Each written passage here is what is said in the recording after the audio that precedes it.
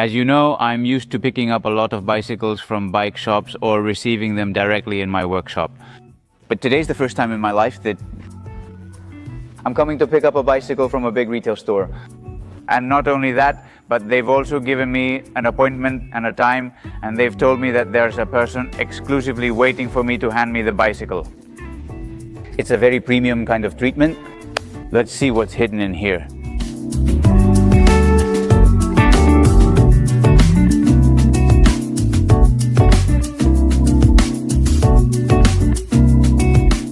Carlos, right? How are you, Daniel? How are you doing? Very well. And you? Very well. I was going to tell you something. This very important person treatment you're giving me by coming to pick up the bike with you waiting here for me at a specific time. Is this because it's me or because I'm coming? With a cameraman? Not at all, not at all. This is a service we've been providing since the beginning of the year. What we do is for a much more premium, much more technical client. To provide this service, to differentiate a mid-range bike from a high-end bike. So, well, this is the machine I came to get, right? Would this be yours? All right, this would be yours. Before revealing it, I see over here a couple of mechanical horses. You're going to adjust it here as well? Before leaving, will it be adjusted to my measurements? That's right, we have a specialist mechanic. So what we do here is we provide a service where we call the customer. When the bike arrives, he adjusts it and gets it ready, so the customer can leave here with the bike already prepared. All right, great. So what now? Should we get started? Well, you tell me. Come on, I'm excited to see it.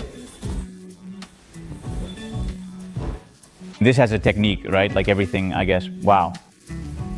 A black matte color. Looks like it wants to run. There's a change, there's quite a big change compared to previous years, to models from 2 years ago. So well, we see here, right, a much stiffer bike, replica of the team's bike. That's in the Tour de France. Exactly, rear stays. Much slower, more reinforced, a layer of carbon, where at specific points they are more reinforced for that stiffness. Well, things that you already know a lot about here, but anyway, a lot of detail. The first scent like this. This looks fast, it looks like it needs a driver on top to push it hard. And a complete reformulation and rebranding of your product that is entirely different from what we knew before. Nothing to do with it, nothing to do with it. It's true that it's an aero bike, but it's not exactly that kind of bike either. That lets you climb very well. It also has a weight, as it is now, in size M of 7,700 without pedals. So, well... Great. So let's put it to the test. Should we adjust it? All right, it's done. Let's do it.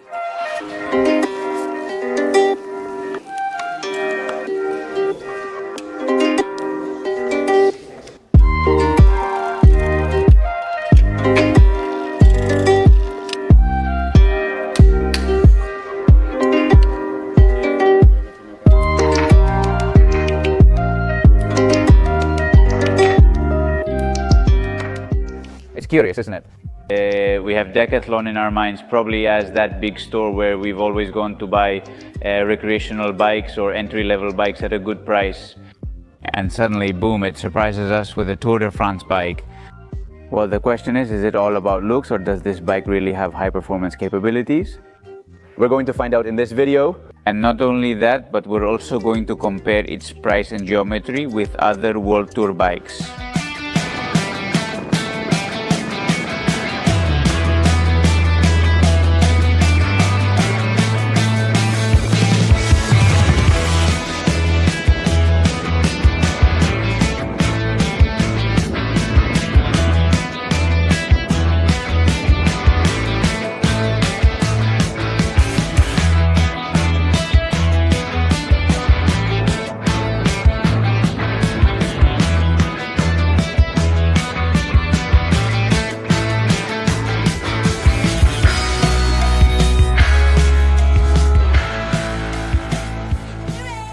The concept behind the RCR bike is that of a versatile aero bike, similar to what we can find in a specialized tarmac or a Trek Madoni. Van RYSEL's wind tunnel tests show they have attained a world top 10 aerodynamic coefficient of road bikes. You can imagine with this information how easy it is to reach high speeds with this machine and above all to maintain them if... In addition, it teams up with a zip wheel with a 58mm profile. With these, the chances of making it back home on a ride with little elevation and average speeds exceeding 32 km/h increase significantly. The bike climbs smoothly while seated. The truth is that the position is quite neutral. There are no positive or negative surprises. And honestly, the position is quite comfortable.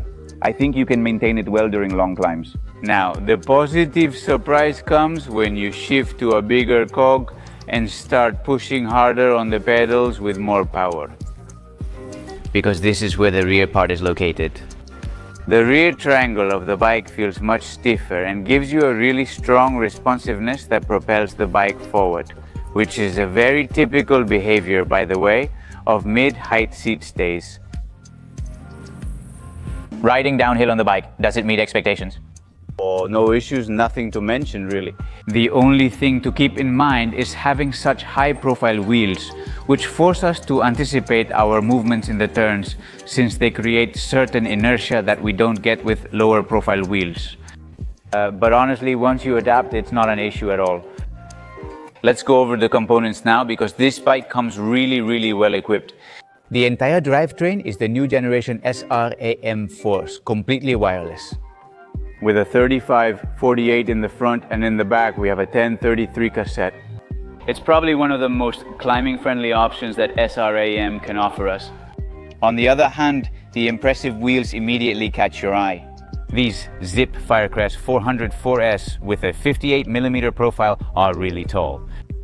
And above all, that texture, as you can see, which according to the brand is meant to improve the aerodynamics of the wheel itself, making it so that wind turbulence doesn't stick to the rim and can pass by more quickly. No, that's the theory they explained to us, but even aesthetically they have a distinctive touch. Then for the tires, we use some Michelin Power Cup, a perfect slick in 28mm. Yes, the brakes are still SRAM, with a 140 disc in the back and a 160 in the front, a perfect combination. And the saddle is the legendary Physique Antares, a model that has been proven for many years and is still in the catalog. And well, I've tried it on all kinds of bikes, and honestly, it's a very well-balanced saddle. If we move to the front, we'll find two parts from the Deda brand. On one hand, we have the stem with a really powerful aesthetic touch with square shapes, and in front we have handlebars that have that Aero touch. You can see it here, the Super Zero. And finally, the handlebar tape is also from Physique. If this brand is known for anything when it comes to handlebar tape, it's precisely for the good grip it offers. Let's now discuss the frame's details and features. The one shown here is a simple Van RYSEL RCR model. There is also the Pro version, which is the one used by the riders of the World Tour team. Both frames have exactly the same geometry, the same features. The only thing that changes is the type of carbon fiber that has been used for their construction. This makes this version here weigh 40 grams, just 40 grams more than the Pro version. We're talking about 830 grams in a size M already painted for this version, and 790 grams for the Pro version in size M, also painted. Both frames use exactly the same fork, also made of carbon, weighing 380 grams. The frame has a very generous tire clearance, 33mm wide. It already comes with its own aerodynamic seat post, as you can see, and you can access the tightening through this upper part of the frame, which is very well finished with this cover. What else can I tell you? You have to be very careful with sizing. This is a warning. Van RYSEL sizes like Central European brands, which tend to run a bit large. What we have here is a size 54. According to the Caldon chart, this would be equivalent to a medium, but I'm telling you, it feels big. So be very careful with this. Try to try on the models beforehand, before ordering them, because you might be surprised if you compare them, especially with American or local brands.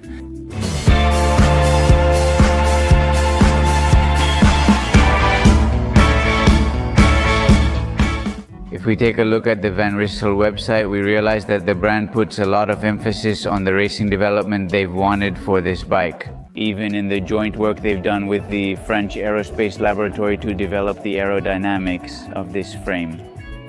Let's say they really want to show us how they've stepped up their game to make a strong entry into the world of competition.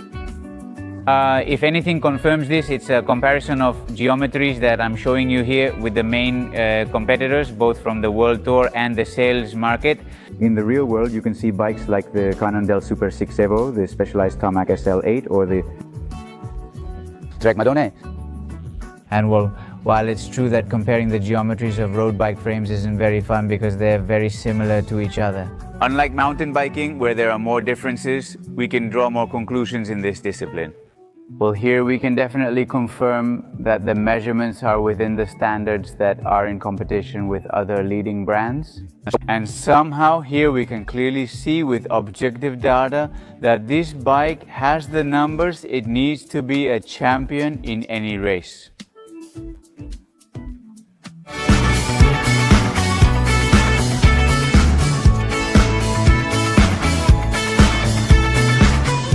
Now let's move on to the price comparison, and this is a turning point in the video because up until now we had explained that Van RYSEL had taken the development of this bike very seriously.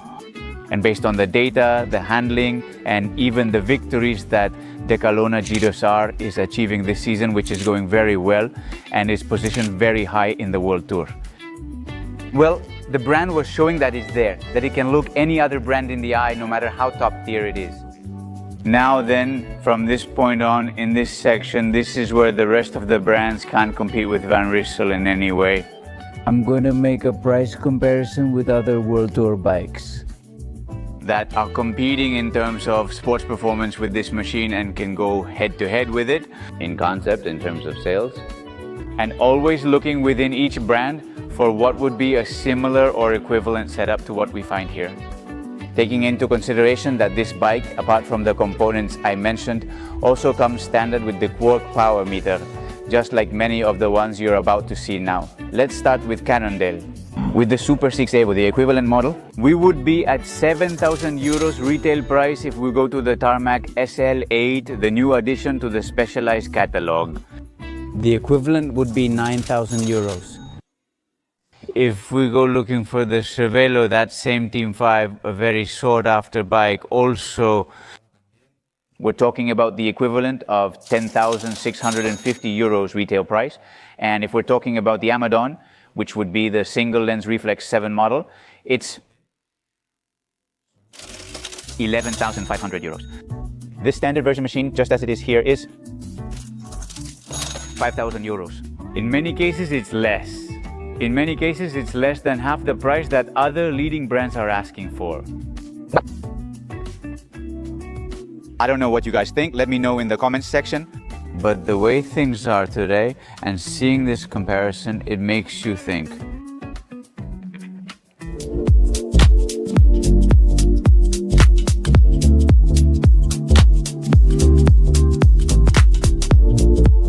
Now let's go over the pros and cons that I found with this bike.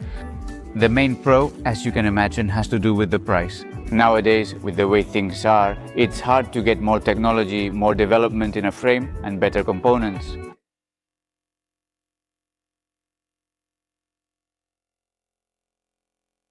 On the other hand, it becomes clear after you've spent 10 minutes on the bike. The development, the transformation that Calon has undergone to be able to enter the world of high-level competition when it was not at all his comfort zone. With his own development, I think this is something very valuable. Cons, well, I'm not going to get into the topic of brand loyalty. I'll leave that to you. Everyone decides based on their beliefs or arguments which bike they're going to buy. But I do see quite an important challenge for Decathlon in this case. And it doesn't have to do with the product itself. It's not a product flaw, not at all, but rather it has to do with demand. And the thing is, they've managed to create such a good product with such a high standard at such a competitive price that today this bicycle already has extremely high demand. And if the racing team keeps winning races, keeps staying up front, the demand is going to increase even more, and Decathlon will have an important challenge to be able to supply all the demand in their stores. Maybe that's how I see it, you know? The challenge. What? Carlon continues making these machines as he prepares for the challenges in the coming months and years. That's it for the review of this beast. At these competitive prices, born in a high-tech laboratory, distributed in a big warehouse, and competing at the highest level in the World Tour. What do you think? What score would you give it from 1 to 10? Please let me know in the comments. And if there are any other Van RYSEL owners or even owners of this same model, please leave your feedback down below as well so others can read it. I'm going to ask you, as always, for a big like. If you enjoyed the video, share it with your cyclist friends. And most importantly, hit the subscribe button. If you haven't done it yet, because there are many more cool bike videos coming. See you, be very happy, bye-bye.